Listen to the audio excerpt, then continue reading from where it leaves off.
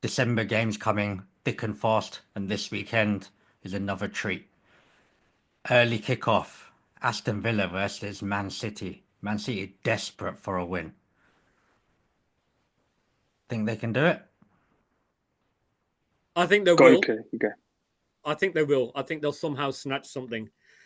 But I really hope they don't. I really do. I'm like, oh, let's go. Let's go. Let's break another record. Come on, Man City, break another record. Number of defeats in a row, lowest point, whatever. It's amazing what happens, right, when you can't go out and break 115 charges and break the rules. What happens? They're just Guardiola went from this last week to Ahmad. That was brilliant. Cully, you are letting your bias get to you here. Absolutely. You can't I'm not. Pep I'm not. Guardiola's I'm done not over even the past. going to pretend I'm not. I hope this carries on. But all right, joking aside, I think they'll snatch something against Villa. I think Villa's a decent team, but they just have these performances in them, and I could just imagine them letting me down. But I hope they don't. Villa can do it, but they've had a few dodgy results recently for Villa. They've got a bit better.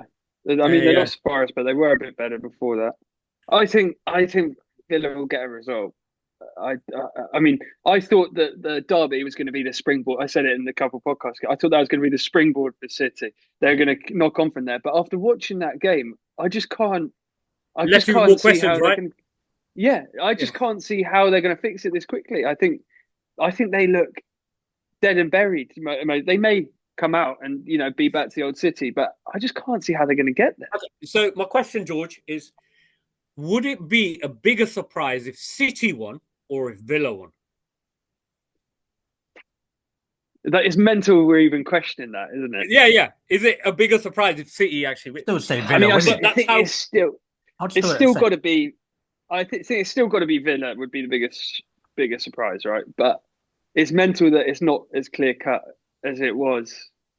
Yeah, it's mental that it's even a consideration that it could be that City winning would be a bigger surprise. I get the feeling they're going to need a dodgy win somewhere. When I say dodgy, a tight game or dodgy decision or something. They just need something to go their way. You know what? Away at Villa, I think it'd be a surprise if City won. I think you might be on something. Thanks. Yeah, you've come around. Yeah, you think about it. And it's lunchtime as well, right? Yeah, and it's the early kickoff. Maybe that would mean it's less of a surprise because they've got the early kickoff in their favour.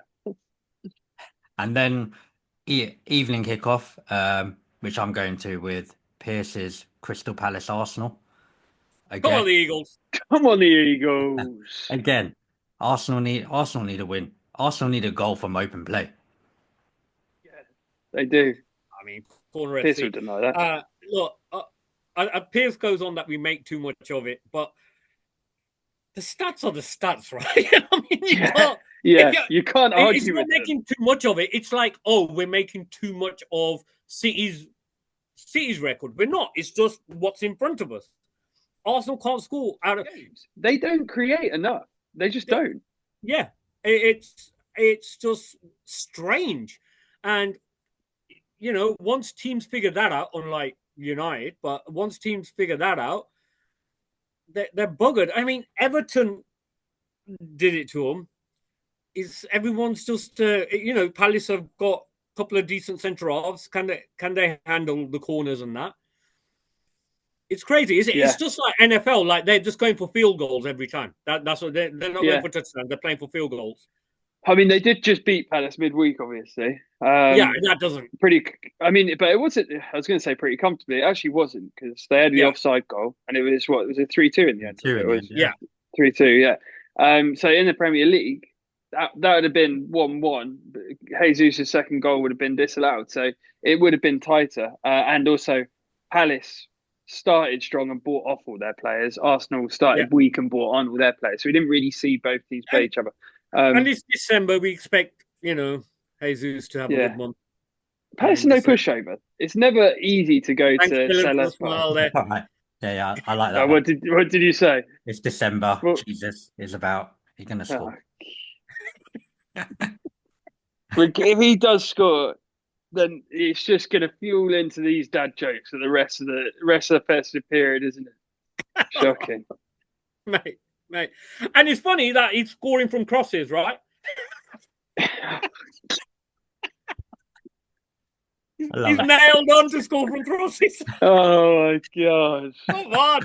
Right, okay. That's it. That's the end of the Arsenal. If I could mute you right now, I probably would.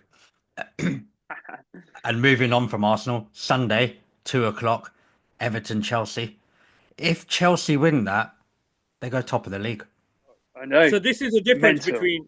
This is a difference between. We'll see now a difference between Chelsea and. Well, Arsenal. we're away as well, which is Goodison Park away is horrible. I know that, but if only Pierce was here. But you know, if Chelsea can beat them, who are the real contenders? The fake pretenders that are Chelsea? Like we're not even supposed to be here. It's like the Cinderella of the season, not even supposed to be there. You know, they're meant to be going home by now, but they're sticking around. Yeah, and they're playing some good football. Did the shoe cost £1 billion? Yeah. Oh, here we go. That's what Pierce would say, isn't it? They've got a long-term boot deal. Look, this is a huge test. I mean, I've said each game it's been a test. I want to see what we can do. It's just because I'm so damaged. But I mean, it's ridiculous saying that as a Chelsea fan. Years of success, but so damaged by the past 2 years, where you play against a shit team and suddenly you just look so bad and you drop a couple points or lose. It's like I just can't. I'm expecting that to happen at some point, and we've been knocking back test after test after test. This is another one. Everton away, Goodison Park. We've never fared particularly well there. I don't think any team does really. It's not a nice place to go. But Everton getting 2 good results back to back. That's where my question arises from. Yeah, you know, and I'll be honest. I never thought I'd be saying this, but up the Blues, up Chelsea, up the Chelsea. Up the Chelsea. Come on, I don't even know the chant. Last year it was me backing Arsenal. This year, unfortunately, it has to be Chelsea. Come on, Chelsea. Even though United are. Oh, when we get closer, George, it's going to happen. And talking of getting closer, Man United, Bournemouth at 2 o'clock as well. So what I will say is, what I was saying earlier, we're 6 points off 4th. But I'm not just talking about United. What I mean is, from 4th to 13 is 6 points. So 1 week United could end up 5th or 6th, and next week they could be 13th again. It's so tight. It makes it a much more interesting league, right? That there's so many teams involved. Yeah. But I think everyone's so inconsistent. Well, can this system click? I think we're seeing progress, more progress than for years in this short period. But can we just get a run together, get into top 4? I think it's doable. I think we can. It's in a way it's similar but different to what I was saying about Chelsea. It's like for years we've just not been able to get that system clicking, and it's just been so inconsistent. Can United do the same thing? Can they get a system that works? You can control games and you get the result rather than relying on a couple of moments to get a result. Can you control games where you get the result, like City have done down the years, like Arsenal have done down the years, Liverpool to a lesser extent, probably more so now actually. Can United do the same thing? I think what we're seeing, George, and you know, it's probably a bit of humble pie from my side, but I get the feeling what we're seeing is a difference between Chelsea making a decision in the summer, United making a decision 10 games in. Very true. So you had the whole summer. I think it's the most transparent way that system change, the way you play change. Chelsea had that time and they're ahead. So if United had made the change against what I thought, you know, I was give Ten Hag a chance, but if they had made the change, I think it's fair to say there'd be a better opportunity for them to be further up the table. And I think that's what we're seeing. That's a great point, actually. Like, we could have did what you did, and we had a good end to the season, and could have thought, you know what, let's just give him one more year. Despite what we'd seen throughout the whole season, that clearly I just don't think his football suited to the modern game. I said it all season. Ultimately, he's not going to be our guy for the future. And instead of putting it off, they just went, you know what? No, let's do it. Let's get him out and let's get the manager we wanted. And it's paying off. And yeah, as you say, United, in hindsight, looking back, they probably would have been better doing that. But at least they did do it semi early in the season. Yeah. They didn't wait till Christmas and then get rid of him. They did make the decision. And now they've got to back him and give him time. They've got to sign some players for him in January, which is get rid of a few as well. Get rid of. Yeah, that's probably more of the issue. Getting rid of something like Rashford. Rashford making noises about wanting to go. I personally think he's not as good as, in my opinion, the noise is made out. He's had 1 or 2 good seasons over what his first season was when Van Gaal was there. That hasn't helped him. The 6th manager, however many that we've had. He's had a couple of good seasons in that time. But there's not only him, there's players like Anthony who are never delivered. Xerxes, I can't understand. I feel sorry for him. He's just... I don't know. It looks like he's never seen a football before, right? and he's just a weird player. And sometimes you say, oh, they've got an unorthodox style. But even an unorthodox style is a style. Well, I don't understand this. You just can't see it with him. Yeah, I agree. I just can't see it. Like, put him on a surfboard. Like, I'm sure it'll look amazing, right? But, like, this is... The Prem's too quick for him as well. He looks like he's fucking treading water every time he's chasing him behind. Every time he's chasing, you know what I think? I just think of the travelators in airports, and he's run when you run against him, right? The defender's on one of the travelators, absolutely pelting it, and you're dragging your suitcases along on the side, thinking that you. No, he's going the wrong way on the travelator. Like, his legs seem. Okay, they're moving, but he's not going as far as his legs seem to be moving at such a slow speed as well. It's like the Matrix as well. Yeah. How fast he moves. He's awful. But the big game, obviously, is later on Sunday. Spurs-Liverpool. Yeah. All I'll say is it depends which Spurs turns up. Yeah. And for how long. Yeah. That's what it is. It's like George was saying, like, they beat Southampton 5-0, but second half were appalling. And if that team turns up, Liverpool... They're such a weird side. They are such a weird... Liverpool could win that second half 6-0. Yeah. That's how bad Spurs... But also, like Spurs could be 3-0 up at half time, because they can do that to teams. We've seen it. They can do that. They were 2-0, as you say, they were 2-0 up against Chelsea. Yeah, well, exactly. They're 2-0 up against Brighton, they're 2-0 up against us, and they throw away games. So, I mean, hopefully, all Spurs games it's going to be an entertaining game. Like, I can't imagine it's going to be... I'm looking at the weekend's fixtures. That's one you sort of... that's going to be a good game. It's got to be. That's what we get from it, right? That's going to be a good, entertaining game. I mean, that's what you do get with Spurs. But in the Chelsea game, I think I messaged after Spurs went up 2-0. I said this could either end up 4-3 to Spurs or 4-2 to Chelsea, and it ended up in 4-3. But it played out. That's exactly what played out. Like, you never know what you're going to get with Spurs. I mean, they've got a lot of injuries at the back.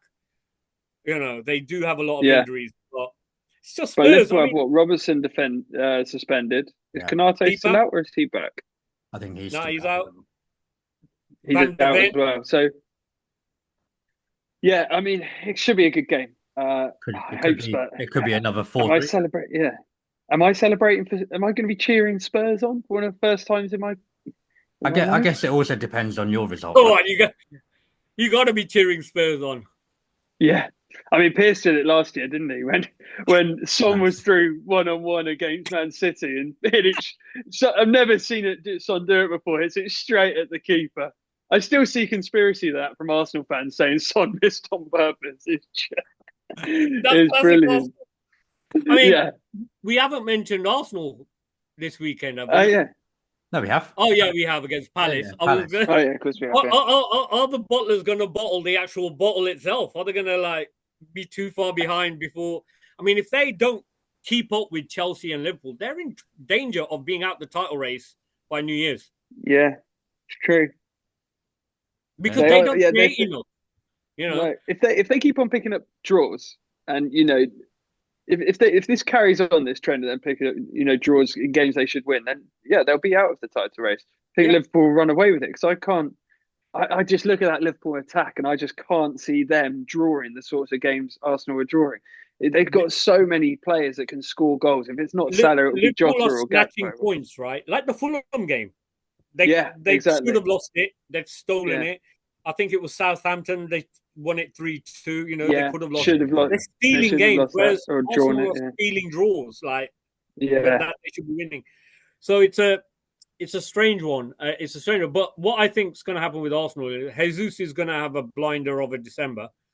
He's going to do well in. I think he'll do well in January. No, just end it. End it. Go on, Quilly. No, he'll do well in Jan. Transfer window closes, and then he'll get injured. And then Arsenal will have the same story of not having a striker, because they'll say, "Oh, we had Jesus." What will happen at Easter? That'll be the second coming, won't it? But it'll be too late by then. It'll be too late. It's like I said, it's all to play for this weekend. Can Chelsea? I will say, go top of the league? Chelsea are good to watch. Very big. I will say that Chelsea are actually good to watch. I'm a person who doesn't like Chelsea, but Chelsea are good to watch.